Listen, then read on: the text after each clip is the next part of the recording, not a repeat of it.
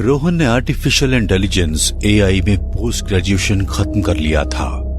उसे इस सब्जेक्ट में इतना इंटरेस्ट था कि उसने पीएचडी के लिए भी एआई को ही चूज किया था।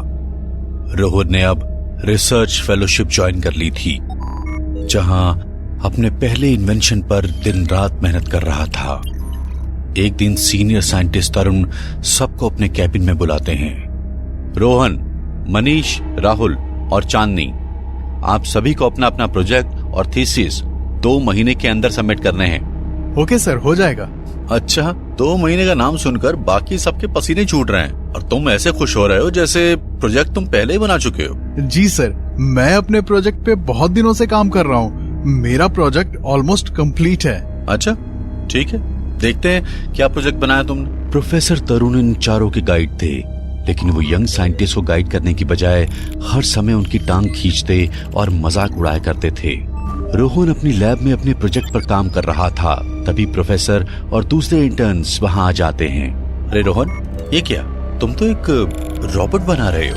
एआई से इंसान के काम को आसान करने वाला प्रोजेक्ट बनाना था, इंसान को रिप्लेस करने वाला नहीं। सर, मैं एक एआई रोबोट बना रहा हूँ। ये रोबो एक एडवांस रोबो होगा। मैं अभी इसमें इमोशंस ही इंस्टॉल कर रहा था। ये रोबो लॉजिकली इतना स्ट्रांग है कि ये हमारी बातों को लॉजिकली कंपेयर करके उस पर रिएक्शन दे सकता है, जिससे आपको लगेगा कि ये अपनी फीलिंग शो कर रहा है। और देखना, ये किसी भी मामले में किसी इंसान से कम नहीं होगा।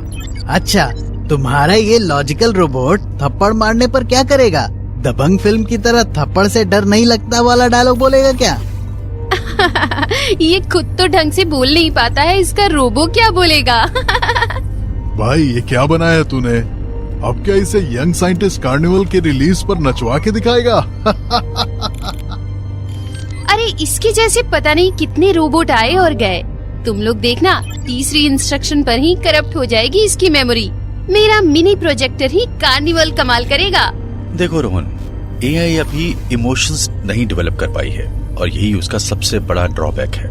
इसलिए एक रोबो कभी ह्यूमन को रिप्लेस नहीं कर सकते हैं। रोहन आंखों में आंसू लिए सर झुकाए खड़ा हुआ था और उसके साथ ही साइंटिस्ट और प्रोफेसर उसका मजाक बना रहे थे। कुछ देर बाद सभी वहां से चले जाते हैं और रोबो फिर से एक बार वापस स्लीप मोड में चला जाता है। तुम्हें पता है जेम्स, यहाँ सब मेरा मजाक बनाते हैं। इन्हें लगता है तुम बिल्कुल बेकार हो, लेकिन मैं जानता हूँ चाहे कोई कितना भी मजाक बना ले, तुम सबसे बेस्ट एआई रोबोट हो। साथियों की कही हुई एक एक बात रोहन के दिमाग में हथौड़े की तरह लग रही थी। वो अपने बिस्तर पर बेचैनी से करवटें बदल रहा था, लेकिन ये अपमान और उन सब की हंसी उसका पीछा ही नहीं छोड़ रहे थे। अचानक ही वह बिस्तर से उठा और अपने आंसू पोंछकर घर से बाहर निकल गया। कुछ देर बाद चांदनी देर रात तक किताब पढ़ने के बाद अब अपने कमरे में आंखें बंद करके सोने की कोशिश कर रही थी। तभी उसके दरवाजे पर दस्तक होती है। चांदनी दरवाजा खोलती है तो उसकी आंखें डर से फटी रह जाती हैं। तुम यहाँ कैसे? इस लाल रोशनी को हटाओ मुझसे। इससे पहले कि चांदनी कुछ कर पाती, वो लाल रोशनी बहुत ही तेज हो गई, जिससे चांदनी का पूरा शरीर झुलस गया और उसकी वही मौत हो गई। अगले दिन भाई, मैं चांदनी के फ्यूनरल में गया था। भाई, उसका पूरा शरीर बिल्कुल झुलसा हुआ था। उसे देखने से तो मेरे शरीर में अजीब सी सिहरन हो गई। भगवान ही जाने आखिर किसने और क्यों उसका ऐसे जलाकर मर्डर किया होगा। मनीष और सौरभ कैंटीन में बैठे बातें कर रहे थे और रोहन उनके ठीक पीछे बैठा हुआ उनकी बातें सुन रहा था। चांदनी के मर्डर की बात सुनकर वह थोड़ा असहज सा हो गया था। अपने माथे पर आते पसीने को उसने जेब से रुमाल निकाल कर पोंछा और सकपकाता हुआ वहां से उठकर चला गया। देखा तूने, चांदनी के मर्डर की बात सुनकर ये कैसे रिएक्ट कर रहा है? तुझे इसकी हरकत कुछ अजीब सी नहीं लग रही? भाई, मुझे तो ये बंदा ही साइको लगता है। ना किसी से बोलना, ना बात करना, बस हर समय अपने रोबोट के साथ ही लगा रहता है। प्रोफेसर तरुण अपने फ्लैट में डिनर के बाद सोफे पर एक किताब पढ़ रहे थे।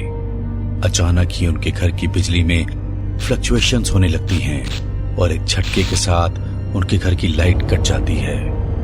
गर्मी से बचने के लिए प्रोफेसर जाकर खिड़की खोल देते हैं और रसोई में माचिस ढूंढने लगते हैं। अचानक ही खिड़की के सामने अंधेरे में उन्हें एक परछाई दिखाई देती है। कौन है? कौन है वहां? घर के अंदर कैसे आया तुम? मैंने पूछा हो कौन तुम?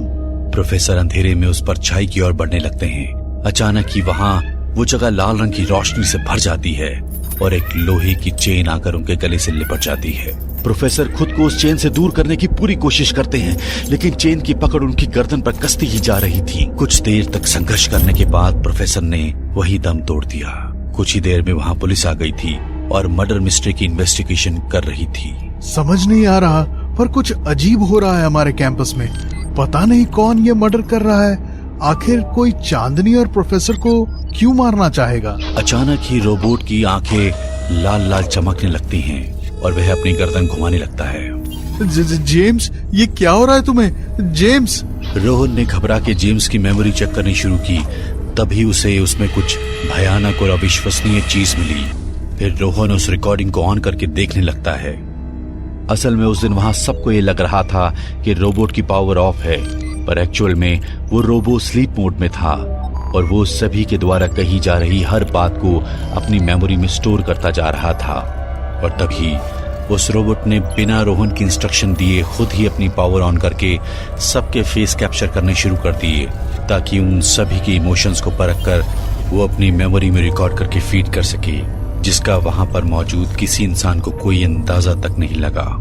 रोहन जेम्स के बदलते बिहेवियर को ठीक करने के लिए जैसे ही आगे बढ़ता है, तभी उसके दरवाजे पर दस्तक होती है। क्या बात है इंस्पेक्टर साहब, आप यहाँ? ध्यान से देखिए मिस्टर रोहन, ये आई कार्ड आप ही का है ना? जी सर, ये मेरा ही है, लेकिन ये आपको कहाँ मिला? आपको हमारे साथ पुलिस स्टेशन चलना होगा। बाकी की बातें मैं आपको पुलिस स्टेशन में ही बताऊंगा। रोहन के बार बार पूछने पर भी इंस्पेक्टर रोहन को कुछ नहीं बताता है और उसे थाने ले आता है। सच सच बताओ, तुमने प्रोफेसर और चांदनी को क्यों मारा? ये आप क्या कह रहे हैं इंस्पेक्टर साहब? मैं उन लोगों को क्यों मारूंगा? तुम्हारा आईडी कार्ड प्रोफेसर की डेड बॉडी के पास मिला है, इसलिए चुपचाप एक्सेप्ट कर लो कि तुम ही ने प्रोफेसर को मारा है। रोहन कुछ देर तक सोचता रहता है, उसके बाद इंस्पेक्टर से कहता है, इंस्पेक्टर सर, मुझे पता चल गया कि प्रोफेसर और चांदनी को किसने मारा है। ये सब मेरा रोबोट जेम्स कर रहा है सर। खुद को बचाने के लिए अपना जुर्म का इल्जाम अपने बनाए हुए टीन के डब्बे पर डाल रहा है। छी छी छी छी, आया बड़ा रॉबर्ट को किलर बताने वाला। सर मेरी बात का यकीन करो, मेरा रोबोट कोई नॉर्मल रोबोट नहीं है, ये एक एआई ऑपरेटेड रोबोट है। कल शाम मैंने लैब से आने के बाद अपना आई कार्ड उसके गले में लटका दिया था। मुझे नहीं पता मेरा आई कार्ड प्रोफेसर के पास कैसे पहुंचा। आप मेरा यकीन करो, आज जब मैंने जेम्स को मर्डर के बारे में बताया तो उसने बड़ा अजीब बिहेव किया। उसके अंदर से रेड लाइट ग्लो कर रही थी। ये नॉर्मल नहीं है। मैंने जेम्स की मेमोरी की रिकॉर्डिंग देखी, जिसमें ये सब लोग मेरा और जेम्स का मजाक उड़ा रहे थे, जिससे सुनकर मैं रोने लगा था। सर मुझे मेरे रोबोट जेम्स के पास ले चलो, नहीं तो कुछ भी हो सकता है। रात होने वाली है, अब कुछ नहीं हो सकता। सर अगर मेरा अनुमान सही हुआ तो चांदनी और प्रोफेसर के बाद अब उसका अगला शिकार मनीष या फिर सौरभ होगा, क्योंकि इन्हीं चारों ने उस दिन जेम्स का मजाक उड़ाया था। मुझे ऐसा लगता है जैसे जेम्स के अंदर इविल और नेगेटिव इमोशन डेवलप हो गए हैं। अब वो उन दोनों को भी नहीं छोड़ेगा। हमें कुछ करना होगा सर, जल्दी करना होगा कुछ। रोहन के बार बार कहने पर इंस्पेक्टर मनीष और सौरभ के घर के बाहर 2 कांस्टेबल खड़े करवा देता है और रोहन को लेकर कैंपस की ओर निकल जाता है। इंस्पेक्टर अभी रास्ते में ही था कि उसके पास एक कॉल आता है। सर यहाँ पर एक रोबोट खड़ा है। इसके दोनों हाथ बड़े चाकू बने हुए हैं और रोबोट में से बहुत तेज लाल रंग की रोशनी निकल रही है। सर ये मनीष के घर में घुसने की कोशिश कर रहा है और जब हमने इसे रोकने की कोशिश की तो इसने उसी चाकू से हम पर वार कर दिया और उस लाल रोशनी से हमें जलाकर मारने की भी कोशिश की। हमें घायल करने के बाद वो मनीष के घर के अंदर घुस गया है सर। शूट कर दो उसे। सर उस पर बुलेट का भी कोई असर नहीं हो रहा। हम दोनों के मुठभेड़ के समय मनीष पीछे के दरवाजे से निकल गया था सर। कुछ ही देर में इंस्पेक्टर रोहन को लेकर वहाँ पहुँच जाता है। जेम्स ये तुम क्या कर रहे हो? तुम्हें सबकी हेल्प करने के लिए डेवलप किया है मैंने, और तुम एक एविल रोबोट बनकर सबको मार रहे हो। मरना होगा, इन एविल ह्यूमंस को जीने का अधिकार नहीं है। तभी जेम्स को अपने सिस्टम में लो बैटरी का इंडिकेशन आने लगता है और साउंड भी सुनाई देने लगती है। Battery low, please recharge. Battery low, please recharge. जिसे देखकर रोहन को इस किस्से को यही खत्म करने का आइडिया आ जाता है। I am proud of you James, तुम बिल्कुल ठीक कह रहे हो, लेकिन तुम्हारी बैटरी डाउन हो रही है। तुम्हें पता है सिर्फ मैं तुम्हारी बैटरी रिचार्ज कर सकता हूँ, तो चलो मेरे साथ, मैं तुम्हें चार्ज कर देता हूँ। उसके बाद हम दोनों मिलकर इन सब से बदला लेंगे। जेम्स रोहन की बॉडी को स्कैन करने लगता है और सब कुछ ठीक दिखने पर अपने क्रिएटर की बात मान लेता है। इसके बाद जेम्स रोहन के साथ लैब की ओर जाने लगता है। तभी इंस्पेक्टर के फोन पर एक मैसेज आता है। सर, बातों से ये नहीं मानने वाला, इसकी प्रोग्रामिंग में चेंज आ गए हैं। अब ये एक ईवल रोबोट हो चुका है और इंसानियत के लिए खतरा बन गया है। हमें इसे खत्म करना होगा। मैं इसे चार्जिंग के बहाने अपनी लैब में ले जा रहा हूँ। आप मेरे पहुंचने से पहले मेरे रूम से लाकर लैब में मैग्नेट एलिमेंट लगवा दीजिए, क्योंकि पावरफुल मैग्नेट फील्ड से इसे डिसेबल किया जा सकता है। इंस्पेक्टर रोहन के बताए अनुसार उसकी लैब में बहुत पावरफुल मैग्नेटिक फील्ड तैयार करा देता है। जैसे ही जेम्स कमरे में अंदर जाता है, उसकी बॉडी के सारे पार्ट्स हैवी मैग्नेटिक फील्ड के इफेक्ट से एक एक करके अलग होना शुरू हो जाते हैं। मैं तुम्हारे साथ ऐसा कुछ भी नहीं करना चाहता था मेरे प्यारे दोस्त, पर मैं इस दुनिया के लिए एक गुड रोबोट को क्रिएट किया था जो अब बदलकर ईवल हो चुका है, और तुम्हारा ऐसा होना मुझे तुम्हें हमेशा के लिए खत्म करने पर मजबूर कर गया। मुझे माफ करना James. Goodbye, goodbye मेरे प्यारे रोबो।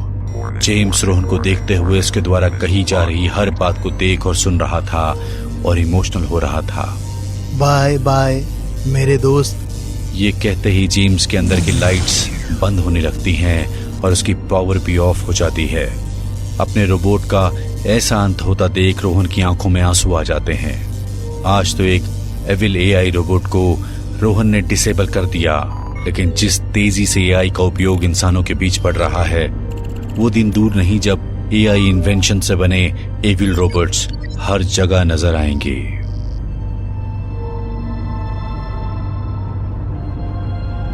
विहान अपने कमरे में बैठा हुआ पेंटिंग कर रहा था। काफी देर मेहनत करने के बाद उसकी पेंटिंग पूरी हो जाती है। उसने पेंटिंग में एक लड़की बनाई थी जो कि मुस्कुरा रही थी। पेंटिंग तो काफी अच्छी बनी है, लेकिन अब मुझे बहुत जोर की प्यास लगी है। ओहो, बोतल में भी पानी खत्म हो गया है। चलो कोई नहीं, मैं किचन से जाकर पानी ले आता हूँ।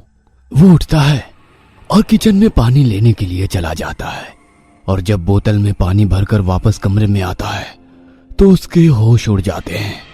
वह देखता है कि पेंटिंग में मुस्कुराती हुई लड़की अब रो रही है और उसकी आंखों से खून भी बह रहा है। ओ माय गॉड, ये सब क्या हो रहा है? ये पेंटिंग तो ऐसी नहीं थी। वह डर के मारे वहां से भागने लगता है, लेकिन दरवाजा अपने आप बंद हो जाता है और वो अंदर ही रह जाता है। अजीब अजीब सी आवाज गूंजने लगती है। जब वो उस पेंटिंग की तरफ देखता है तो उस पेंटिंग में बनी हुई लड़की की शक्ल बार बार बदल रही थी, जो कि काफी भयानक लग रहा था। कौन हो तुम? कौन हो और क्या चाहती हो? मुझे जाने दो, यहाँ से जाने दो। और तभी अचानक से अजीब आवाज आनी बंद हो जाती है और शांति छा जाती है, और वो पेंटिंग भी पहले जैसी हो जाती है। लगता है मुझे कोई भ्रम हुआ था। शायद मैं काफी थक गया हूँ और नींद पूरी ना होने के कारण मेरे साथ ऐसा हो रहा है। ये तो बस मेरा वहम था। और वो चैन की सांस लेता है, लेकिन तभी उस पेंटिंग में से एक लड़की का भूत बाहर आने लगता है। तुम? और वो भूत विहान के ऊपर चढ़कर उसका गला दबाने लग जाता है और विहान की वहीं पर डेथ हो जाती है। विहान के बोलने से ऐसा लगा कि विहान उसे जानता था। आखिर वो लड़की कौन थी जो भूत बन गई थी? विहान से उसका क्या रिश्ता था? संजय, जो कि एक साइंटिस्ट है, वो विहान के छोटे भाई मन्नू के पास जाता है। मन्नू के बचपन में ही उसकी मां की डेथ हो गई थी। बेटा, इतने परेशान मत हो तुम, सब ठीक हो जाएगा। अब इस परिवार में केवल हम दोनों ही जिंदा बचे हैं। लेकिन चाचा जी, सब कुछ ठीक कब होगा? हमारे घर को तो किसी की नजर लग गई है। देखिए ना, पहले चाची जी, नैना और मेरे पापा प्लेन क्रैश में मारे गए और अब मेरे बड़े भैया भी मारे गए। लेकिन बेटा, तुम्हारे भाई की मौत का कारण तो पता ही नहीं लग रहा। कहीं ये नेचुरल डेथ तो नहीं? नहीं चाचा जी, ये नेचुरल डेथ नहीं है। मुझे लगता है कि कोई हमारे परिवार को नुकसान पहुंचाना चाहता है, क्योंकि मुझे आजकल घर में अजीब सा लगता है। ऐसा लगता है कि कोई मेरा पीछा कर रहा हो या मुझ पर नजर रख रहा हो। अरे मन्नू, ऐसी बातें मत करो। ऐसा कुछ भी नहीं है। हमारी तो किसी से कोई दुश्मनी भी नहीं है। कुछ दिन बाद आधी रात के 3 बजे मन्नू को किसी लड़की के दौड़ने और हंसने की आवाज आती है। इतनी रात को ये आवाज, वो भी घर में, कहां से आ रही है? मन्नू अपने कमरे से बाहर जाता है तो देखता है कि सफेद गाउन पहने हुए एक लड़की भागती हुई जा रही है। मन्नू जल्दी से उसके पीछे जाता है और देखता है कि लड़की एक दीवार के अंदर चली गई है। वो उसका पीछा करते करते उस दीवार तक पहुंच जाता है और तभी उसे दीवार की दूसरी ओर से अजीब आवाजें आने लगती है। अरे, ये दीवार कहां से खुलती है? ये लड़की दीवार में कैसे चली गई? ऐसा कैसे हो सकता है? वह दीवार पर यहां वहां अपना हाथ मारता है। तभी दूसरी तरफ से भी दीवार पर किसी के हाथ मारने की आवाज आती है। मन्नू जितनी बार दीवार पर हाथ मारता है, उतनी बार दीवार की दूसरी तरफ से किसी के हाथ मारने की आवाज आती है। इसका मतलब इस दीवार के पीछे कोई जगह है। लेकिन इतने सालों में इस घर में रहने के बावजूद भी मुझे ये क्यों नहीं पता लगा? मुझे पता लगाना ही होगा इसके पीछे कौन है। हाँ। मनु बेटा, यहाँ आओ। अरे, ये तो नैना की और चाची की आवाज है। इसका मतलब वे जिंदा है। मुझे बताइए, मैं कहां से आऊं अंदर? इस दीवार से अंदर आने का रास्ता बताइए। लेकिन मन्नू को कोई जवाब नहीं मिलता है। बताइए ना चाची जी, नैना बोलो ना, इसका रास्ता कहां से है? पहले तो उसे यकीन नहीं होता और वो उनकी आवाज सुनने के लिए वहीं पर रुक जाता है। फिर उसे दीवार के पीछे से अजीब तरह की आवाजें आने लग जाती है। ये लोग क्या बात कर रहे हैं? मैं दीवार में कान लगाकर सुनता हूँ। हाँ। और वो जैसे ही अपना कान दीवार में लगाता है, वैसे ही उस दीवार की दूसरी तरफ से भयानक तेज आवाजें आने लग जाती है। मनु, मैं आ रही हूँ। तभी उसे अपने ऊपर से आवाज सुनाई देने लगती है। ये आवाज तो ऊपर से आ रही है। मनु जैसे ही ऊपर देखता है तो दीवार पर नैना का भूत होता है, जो दीवार से चिपका हुआ था। और वो भूत बहुत ही भयानक तरीके से मन्नू की तरफ देखकर हंस रहा था।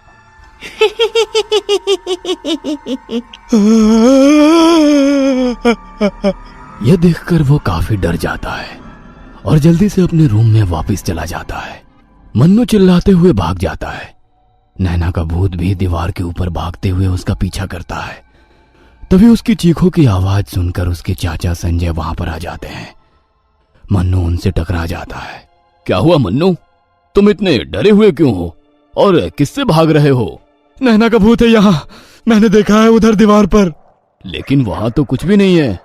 चाचा जी, मैंने खुद देखा है, वो मेरा पीछा कर रहा था। बेटा, तुमने जरूर कोई बुरा सपना देखा होगा। भूत कुछ नहीं होते। देखो तुम उधर एक बार, कुछ भी नहीं है। मन्नू दीवार की तरफ देखता है, वहां कुछ भी नहीं होता। देखा, मैंने कहा था ना। लगता है काफी दिनों से तुम्हारी नींद पूरी नहीं हुई है। चलो अब जाकर सो जाओ। मन्नू अपने कमरे में चला जाता है। उसे उस रात नींद नहीं आती और वो बस इसी बारे में सोचता रहता है। ये सब कैसे पॉसिबल है? ये क्या हो रहा है? वो सब तो मर चुके हैं ना। तभी आधी रात में उसे किसी के चिल्लाने की आवाज आती है। वह चुपके से देखता है तो उसके चाचा जी उसी दीवार की तरफ जा रहे होते हैं। वो अपने चाचा का पीछा करता है। उसके चाचा वहां लगी एक तस्वीर को हटाते हैं और उसके पीछे के बटन दबाते हैं, जिससे दीवार थोड़ी सी खुल जाती है और वहां एक दरवाजा बन जाता है। मन्नू ये सब देखकर हैरान हो जाता है। इतने सालों में मुझे कभी पता नहीं लगा कि ये जगह चाचा जी की है। कुछ तो है जो चाचा जी मुझसे छिपा रहे हैं। वो दोबारा अपने कमरे में चला जाता है। अगले दिन, चाचा जी, मैं प्रदीप के घर स्टडी के लिए जा रहा हूँ। ओके, उसका बर्थडे है तो मैं कुछ दिन वहीं पर रहूंगा। ठीक है बेटा, अपना ध्यान रखना। और मन्नू प्रदीप के घर चला जाता है। वो प्रदीप के पापा को सब कुछ बता देता है। मुझे लगता है मेरे चाचा जी ने ही सबको मारा है। मुझे अब उस घर में बहुत डर लगता है, कुछ तो गड़बड़ है। हाँ बेटा, लेकिन बिना सबूत के हम उसे अरेस्ट नहीं कर सकते। पहले हमें सबूत जुटाना होगा। Okay uncle. 2 दिन बाद मन्नू अपने घर जाता है। तभी एक दिन मन्नू को उस कमरे में जाने का मौका मिल जाता है। वो उस घर के अंदर जाने से पहले अपने दोस्त प्रदीप को एक मैसेज कर देता है कि वो उस सीक्रेट कमरे में जा रहा है। मन्नू जैसे तैसे करके उस कमरे के अंदर चला जाता है और जब वो वहां जाता है और देखता है कि वो उस घर के चाचा संजय की एक्सपेरिमेंट लैब थी। वहां बहुत से केमिकल्स और मशीनें रखी हुई थी। तभी मन्नू खुश हो जाता है क्योंकि उसे वहां पर नैना मिल जाती है जो अपने बालों को कैंची से काट रही थी।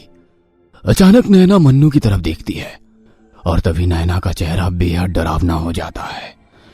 उसके चेहरे पर बहुत सारे घाव और निशान थे और उसकी दोनों आंखों से खून बह रहा था। नैना भयानक तरीके से हंस रही थी और तभी मन्नू की नजर वहां एक तरफ रखी नैना और उसकी चाची की सड़ी गली हुई लाश पर जाती है। यह देखकर मन्नू और ज्यादा डर जाता है। तभी मन्नू वापस भागने लगता है और पीछे उसकी चाची का भूत खड़ा हो जाता है जो दिखने में बहुत ही डरावना था। उसके शरीर और चेहरे पर बहुत सारे घाव थे और उसकी एक आंख भी नहीं थी। मन्नू जोर से चिल्लाता है लेकिन उसकी चाची का भूत उसे पकड़ लेता है। चाची जी, मुझे छोड़ दीजिए। तुमने अच्छा नहीं किया, मारे जाओगे सबके सब, हमारे साथ चलोगे। चाचा जी प्लीज बचाइए, प्लीज चाचा जी मुझे बचाइए। और नैना का भूत उसके कंधों पर बैठ जाता है। मन्नू जमीन पर गिरकर बेहोश हो जाता है लेकिन फिर भी संजय वहां नहीं आता। वो तो सीसीटीवी कैमरे से ये सब कुछ बड़े मजे से देख रहा था। थोड़ी देर बाद मन्नू को होश आता है और वो देखता है कि वहां कोई भूत नहीं होता। वो जल्दी से वहां से बाहर जाने के लिए दरवाजे की तरफ जाता है। तभी एक भूत उसका पैर खींच लेता है और उसे घसीटते हुए बहुत दूर ले जाता है। मन्नू चिल्लाता जाता है लेकिन संजय उसकी इस हालत के मजे ले रहा था। तभी इसी बीच मन्नू ऊंची आवाज में हनुमान चालीसा का पाठ पढ़ने लगता है और भूत उसे छू नहीं पाते। थोड़ी देर में फिर से दोनों भूत गायब हो जाते हैं। तभी मन्नू पास में रखे हुए एक लैंडलाइन फोन से प्रदीप को फोन लगाता है लेकिन प्रदीप तो अपना फोन घर पर ही भूल गया था।